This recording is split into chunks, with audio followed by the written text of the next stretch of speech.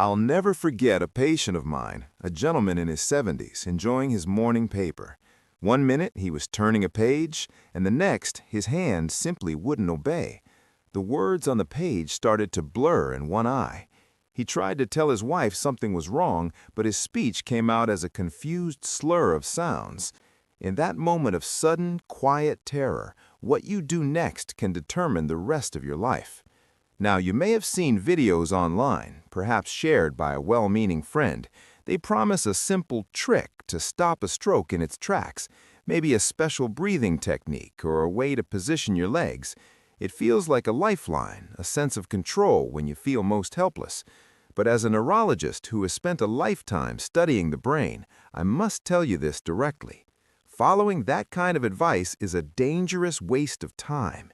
And in a brain emergency, time is the one thing you cannot afford to lose. The real, scientifically proven action that protects your brain isn't a secret maneuver. It's a simple piece of knowledge. It's the most powerful tool you have.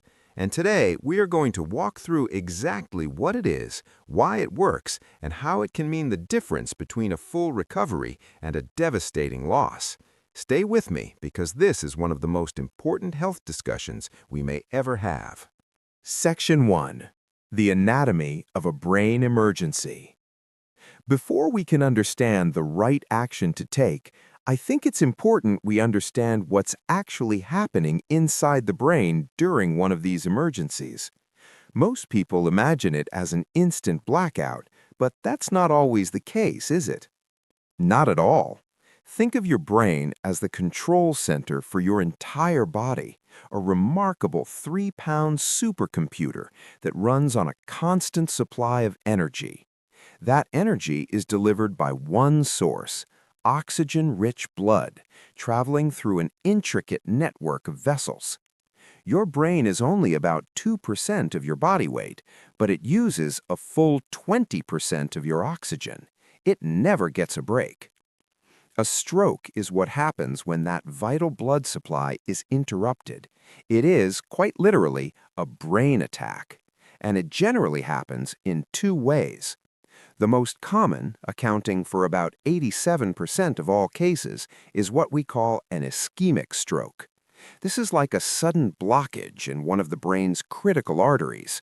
A blood clot gets stuck, and the blood flow downstream from that blockage stops. Brain cells, starved of oxygen, begin to die. The other type is a hemorrhagic stroke. This is the burst pipe. A weakened blood vessel ruptures and bleeds into the brain tissue. This creates immense pressure and damages the surrounding cells. Whether it's a blockage or a bleed, the result is the same. Brain cells are in immediate danger, and the damage begins almost instantly. Scientists have estimated that for every minute a common stroke goes untreated, the average person loses an astonishing 1.9 million brain cells. Let that number sink in. Nearly 2 million brain cells lost with every passing minute. In an hour, that's over 100 million neurons. These are the cells that hold our memories, that let us recognize our grandchildren, that allow us to walk and speak. Once they are gone, they do not grow back. This is why we have a saying in medicine, time is brain. It's not just a phrase, it is the fundamental law of surviving a stroke. Every single second that ticks by has a profound impact on the outcome. Understanding this rapid timeline is the first step to understanding why unproven home remedies aren't just unhelpful, they are the enemy of recovery. Now, let's talk about the myth. It spreads with the best of intentions, often called a blood shift maneuver or some other impressive-sounding name. The advice is usually to have the person lie down, elevate their legs, and breathe in a specific way, with the claim that this can redirect blood to the brain and stop the stroke. I understand the appeal. In a moment of fear, it offers a sense of action, a feeling of control. But here is the clear and simple truth from every major medical institution in the world.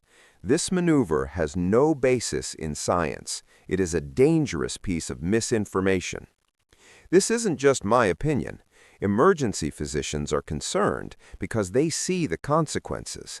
They see the patients who arrive at the hospital too late, whose families say, "We tried the leg trick for a few minutes to see if it would work." Those few minutes are the most precious, irreplaceable minutes in a person's life, and they were wasted. Let's break down precisely why this is so dangerous. First, it wastes time. As we just established, time is brain. While you were spending 3, 5, or 10 minutes on a useless maneuver, millions of brain cells are dying. This delay directly impacts a person's chance of receiving the most effective treatment for an ischemic stroke, a clot-busting drug known as TPA. This medication can dissolve the clot and restore blood flow, but it only works in a very narrow window, typically within 3 to 4.5 hours of the first symptom. Every minute of delay reduces its effectiveness. Those 10 minutes you spend at home could be the difference between walking out of the hospital and needing long-term care. Second, it can give a false sense of security. Stroke symptoms can sometimes fluctuate or even temporarily improve. Someone trying the leg elevation trick might feel a slight change and believe it's working, delaying the call for help, but the underlying brain attack is still happening. Any stroke symptom, even one that disappears, requires an immediate 911 call. Third, in the case of a hemorrhagic stroke, the burst pipe, the problem isn't a lack of blood, but active bleeding in the brain. The last thing a physician would advise is a maneuver that might alter pressures inside the skull without a proper diagnosis. So let's be absolutely clear. The 3-minute trick is a time-wasting, brain-damaging myth. It is a distraction from the one thing that has been scientifically proven to save lives. And that brings us to the actual power you hold. Section 3. The truth. The real scientifically backed action. So, if the viral trick is a myth, what is the real trick? What is the neurologist-approved action that every one of us should know? It's not a physical maneuver, it's knowledge. It's a simple memory tool that is the most powerful weapon you have. For years, we've taught the acronym FAST, and it has saved countless lives. But medicine is always learning, and we've recently made an important update to make it even more effective. The acronym we now teach is BFAST. The 2 new letters at the beginning help us identify strokes that FAST alone might miss. Learning this is the single most important thing you can do. It turns panic into clear, life-saving action. Let's go through it together. B is for balance. Has the person suddenly lost their balance or coordination? Are they stumbling, dizzy, or unable to walk straight? A sudden, unexplained loss of balance can be a sign that the part of the brain controlling movement is under attack. E is for eyes. Has the person experienced a sudden change in their vision in one or both eyes? This could be blurred vision, double vision, or a complete loss of sight. Ask them, "Can you see me clearly?" Or, "Is your vision blurry?" This is a critical new part of the assessment. F is for face drooping. This is one of the classic signs. Ask the person to give you a big smile. You are looking for one side of the face drooping or an uneven, lopsided smile. This happens when the brain can't send proper signals to the facial muscles. A is for arm weakness. Next, ask the person to raise both of their arms straight out in front of them and hold them there for 10 seconds. Watch to see if one arm drifts downward. They might say one arm feels heavy or numb. This is a key indicator. S is for speech difficulty. The language centers of the brain are often affected. Ask the person to repeat a simple sentence like, "The sky is blue." Is their speech slurred? Are they using strange words or unable to speak at all? And that brings us to the final and critical letter. T is for time to call 911. This is not time to wait. It is not time to call a doctor's office. It is not time to try elevating the legs. If you see even one of these signs, a sudden loss of balance, a vision change, a facial droop, arm weakness, or slurred speech, it is time to call 911 immediately. Do not hesitate. Do not second-guess yourself. The paramedics are trained to start life-saving care the moment they arrive, and they will alert the hospital's stroke team to be ready for you. Driving to the hospital yourself is a mistake that bypasses this crucial system. Calling 911 is always the fastest way to the right treatment. Be fast. This is the real life-saving knowledge. It is simple, memorable, and rooted in decades of science. Section 4. The Golden Minutes. What to do while waiting for help. You have done the most important thing. You recognize the signs using Be Fast, and you have called 911. The paramedics are on their way. Now, a new clock starts ticking. Those few minutes before professional help arrives can feel like an eternity, and the desire to do something is overwhelming. This is where your role shifts from an observer to a guardian. These minutes are not passive waiting time. They are the golden minutes where your actions form a vital bridge between the onset of the emergency and the arrival of advanced medical care. You are now the first responder before the first responders. What you do right now is just as important as the call you just made. Let's walk through your safe and genuinely helpful action plan. First, and most critically, note the time. This might sound like a small detail, but it is arguably the single most important piece of data you can provide to the medical team. Look at a clock, your phone, your watch, whatever is nearest, and burn the exact time into your memory. The time you first noticed even one symptom. Why is this so vital? Because, as we discussed, for the most common type of stroke, an ischemic stroke caused by a clot, there is a miraculous clot-busting drug called TPA. But this drug works on a strict countdown. The treatment window is incredibly narrow, typically just 3 to 4.5 hours from the onset of symptoms. Your observation of the time is what starts that clock for the entire medical team. Without it, they are guessing. With it, they can make a confident, life-saving decision. What if you didn't see the stroke happen? What if you found your loved one already showing symptoms? In this case, the crucial piece of information is what we in medicine call the last known well time. This is the last time the person was seen or known to be in their normal state without any symptoms. For example, if you spoke to your husband on the phone at 2 p.m. and he was perfectly fine, but you came home at 2:45 p.m. and found him with a facial droop, the last known well time is 2 p.m., not 2:45 p.m. This is especially critical for what we call a wake-up stroke, where someone goes to bed normal but wakes up with symptoms. In that case, the last known well time is the time they went to bed, not the time they woke up. Tell the paramedics this information clearly. The last time I know he was normal was last night around 10:30 p.m. This single sentence can change the entire course of their treatment. Second, position them for safety. A stroke can disrupt the brain's control over fundamental bodily functions, including the ability to swallow or protect its own airway. This makes positioning incredibly important. The safest position for someone who may be losing consciousness or having trouble managing their secretions is the recovery position. Gently roll them onto their side. A carpeted floor is better than a bed or sofa if possible, as it provides a firm, flat surface. Support their head to keep the airway open and bend their top knee to stabilize their body and prevent them from rolling onto their stomach or back. The logic here is simple: gravity. By placing them on their side, any saliva or potential vomit will drain out of their mouth instead of down their windpipe, which could cause choking or a severe secondary lung infection called aspiration pneumonia. Equally important is what not to do. Do not prop their head up high with a stack of pillows, as this can bend the neck and pinch the airway shut.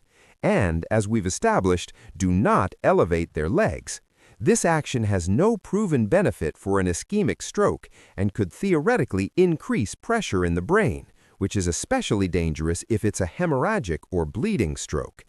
The recovery position is the scientifically backed gold standard for protecting the airway while you wait. Third, create an environment of calm. The person experiencing a stroke is often conscious of what's happening, even if they can't express it. They are likely feeling a profound sense of terror, confusion, and loss of control. Your emotional state is now a powerful form of medicine. Panic is contagious, but so is calm. Your calm presence can help lower their heart rate and blood pressure. This isn't just about emotional comfort, it's about physiology. In the case of a hemorrhagic stroke, that burst pipe we talked about, high blood pressure can actively worsen the bleeding inside the brain. Keeping the person as calm as possible can help mitigate further damage. So, how do you do this? Speak in a low, slow, and reassuring voice. Say things like, "Help is on the way. I'm right here with you." Hold their hand if it feels appropriate and comforting. Try to control your own facial expressions and breathing. They will look to you for cues on how to feel. If you project panic, their own fear and blood pressure will rise. If you project calm control, you provide an anchor in their storm. Loosen any tight closing around their neck, like a top button, a tie, or a necklace. This simple act ensures nothing is constricting their breathing or circulation. Furthermore, if you can, reduce sensory overload. Dim overly bright lights and turn down a loud television. A brain in crisis is highly sensitive, and a calm, quiet environment is a less stressful one. It's also wise to prepare for the possibility of a seizure. A stroke can sometimes trigger a sudden burst of abnormal electrical activity in the damaged brain, leading to a seizure. Gently move any nearby furniture, lamps, or hard objects out of the way to prevent injury if this happens. Do not try to hold them down or put anything in their mouth. Just ensure the area around them is safe. Fourth, obey the absolute rule. Do not give them anything to eat or drink. This instruction is non-negotiable. It is an absolute rule for a reason. You might be tempted to offer a sip of water, or even more dangerously, an aspirin. Do not.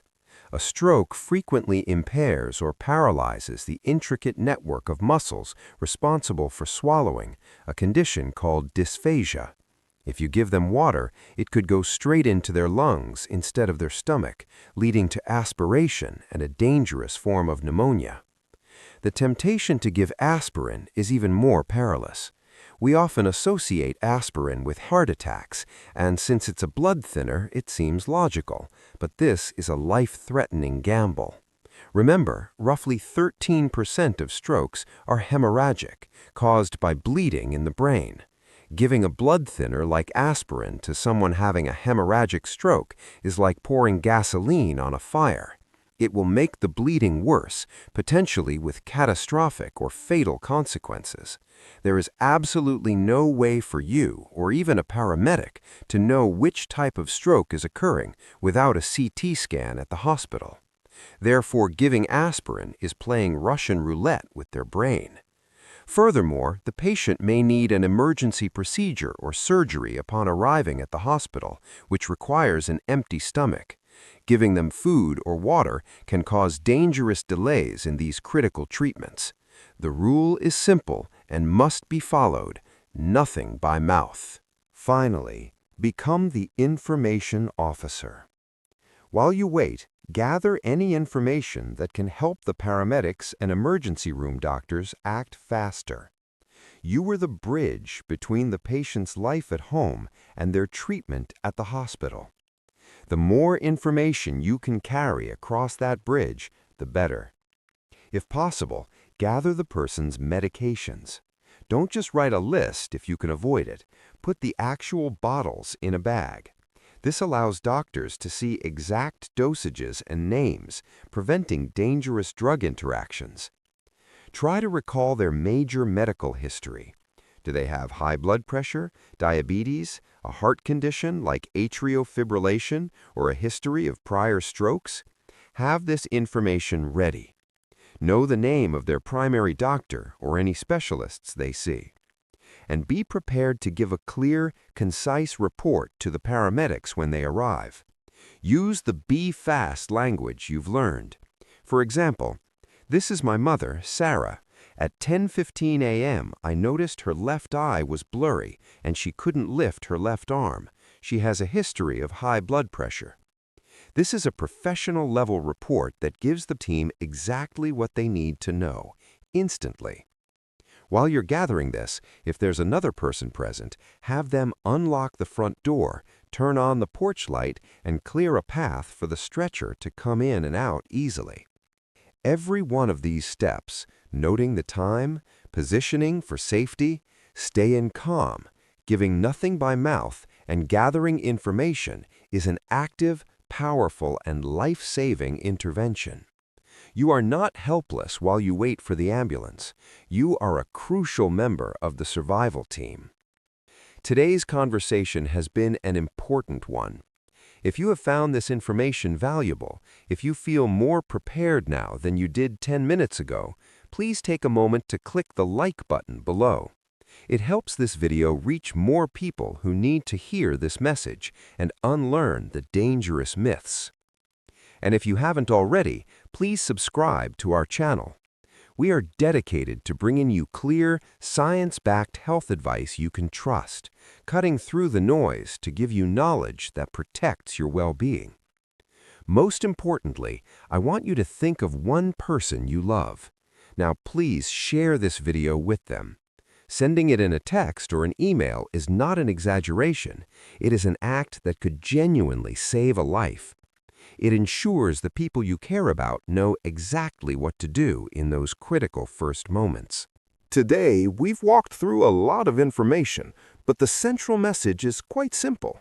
We began by confronting a dangerous myth, the idea of a simple physical trick to stop a stroke.